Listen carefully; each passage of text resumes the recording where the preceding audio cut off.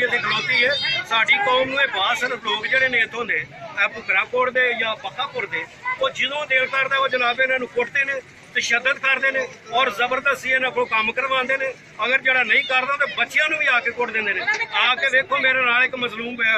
ਬੀਵੀ ਹੈ ਜਿਹਦੀ ਉਹਨੂੰ ਉਹਨਾਂ ਕੁੱਟਿਆ ਉਹਨੂੰ ਇੰਨਾ ਕੁ ਮਾਰਿਆ ਕਿ ਉਹ ਵਿਚਾਰੀ ਇੱਥੇ ਕੁਰਸੀ ਤੋਂ ਨਹੀਂ ਉੱਠ ਸਕਦੀ। ਲਿਹਾਜ਼ਾ ਸਾਡੀ ਹਕੂਮਤ ਅੱਗੇ ਸਾਡੀ ਇੱਕੋ ਹੀ ਰਿਕੁਐਸਟ ਹੈ, ਸਾਡਾ ਮੁਤਾਲਬਾ ਹੈ ਕਿ ਇਹਨਾਂ ਮਜ਼ਲੂਮਾਂ ਦੀ ਜਿਹੜੀ ਮਦਦ ਹੈ ਨਾ ਉਹ ਕੀਤੀ ਜਾਏ, ਕਿਉਂਕਿ ਅਸੀਂ ਵੀ ਪਾਕਿਸਤਾਨੀ ਹਾਂ ਤੇ ਪਾਕਿਸਤਾਨੀਆਂ ਨੂੰ ਪੂਰਾ ਹੱਕ ਦਿੱਤਾ ਜਾਏ। ਜਿੰਨਾ ਤੱਕ ਸਾਨੂੰ ਹੱਕ ਨਾ ਦਿੱਤਾ ਗਿਆ ਅਸੀਂ ਇੱਥੇ ਬੈਠੇ ਹਾਂ, ਅਸੀਂ ਆ ਗਏ ਜਰਾਦਾ ਕਰਕੇ ਔਰ ਜਿੰਨੀ ਦੇਰ ਤੱਕ ਇੱਥੇ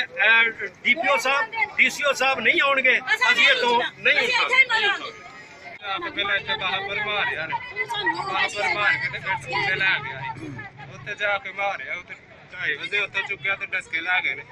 ਉੱਥੇ ਪਟਿਆ ਨਾਰ ਮਾਰ ਕੇ ਮੇਰੇ ਹੁਣ ਚੂਕ ਨੇ ਮੈਨੇ ਉੱਧਰ ਜੇਲ੍ਹ